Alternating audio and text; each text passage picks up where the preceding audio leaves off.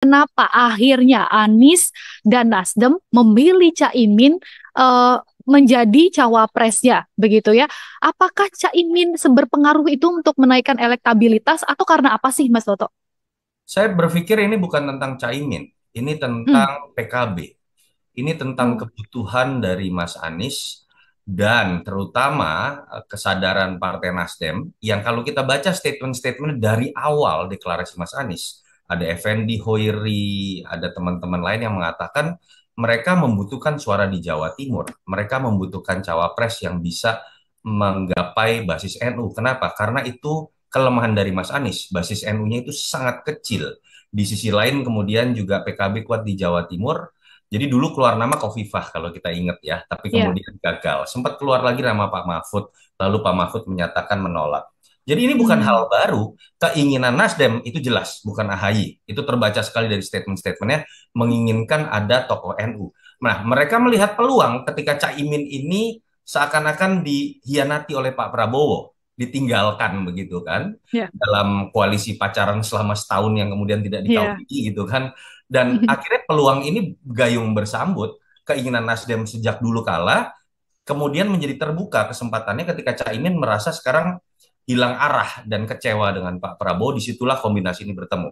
Apakah akan efektif? Tetap menurut saya ada pertanyaan besar. Pertama, Caimin sudah bekerja selama setahun lebih, elektabilitasnya tidak naik-naik. Artinya kan basis PKB tidak solid mendukung beliau sebagai capres-cawapres. Yang kedua, kalau PKS tetap masuk dalam barisan Anies Caimin, menurut saya itu laksana air dan minyak ya, tanda kutip lah. Mereka antara PKB, basis NU dengan PKS ini biasanya ada dalam ceruk yang berbeda karena spektrum ideologi mereka cenderung bisa dikatakan selama ini berbeda secara politik. Itu yang menurut saya tetap jadi PR, kekuatan ini bergabung belum tentu bisa dihitung dalam logika matematika, jangan sampai malah kemudian menjadi dua kutub yang saling berjauhan. Oke. Nah, tapi dengan kejutan ini ya Mas Toto, siapa Ya. sih sebenarnya yang memulai langkah pendekatan kalau dari menurut Mas Toto sendiri Nasdem atau PKB atau memang ada arahan dari kekuatan politik besar seperti yang disampaikan oleh SBY kemarin? Sudah pasti bukan Pak Jokowi, saya sebut saja nama. Menurut saya Hmm. salah analisis ini kalau SBY mengatakan Pak Jokowi. Kalau di Pak Jokowi kita selama ini dicurigai takut sekali atau tidak ingin Anies menjadi presiden, kan kecurigaannya seperti itu begitu ya. Tidak mungkin dia kemudian mengarahkan Anies untuk mendapatkan calon wakil yang bisa menutupi kelemahan Mas Anies selama ini. Itu ada di basis NU, itu ada di basis PKB.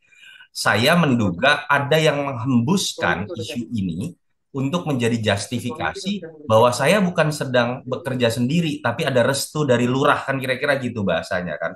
Tetapi kalau dibaca dalam logika kepentingan, kalau betul eh, Pak Jokowi mengendorse-nya adalah sosok Prabowo dan Ganjar di luar Mas Anies, menurut saya analisis itu tidak berdasar sama sekali.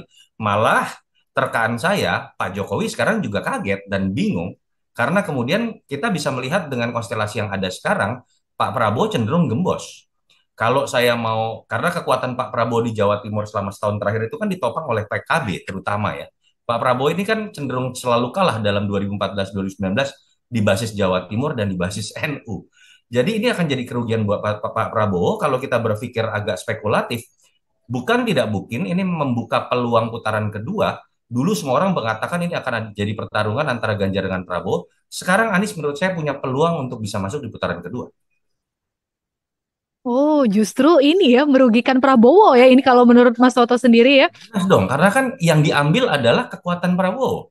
Jawa Timur ya, Caimin yang diambil. Caimin Caimin itu betul-betul. kan dan PKB ada dari koalisinya Pak Prabowo, menopang kekuatan Pak Prabowo di Jawa Timur selama ini. Dan itu basis besar. Jadi otomatis ketika PKB diambil, otomatis yang gembos adalah Pak Prabowo. Ganjar cenderung stagnan, Anies cenderung naik. Itu yang bisa mengubah konstelasi peluang dari Mas Anies untuk bisa masuk di putaran kedua melawan Ganjar menjadi terbuka. Dan dalam konstelasi seperti itu kan tidak mungkin kita melihat bahwa sutradaranya adalah Pak Lurah Pak atau ya, presiden. Pak Menurut Jokowi saya begitu. logikanya jadi tidak masuk gitu.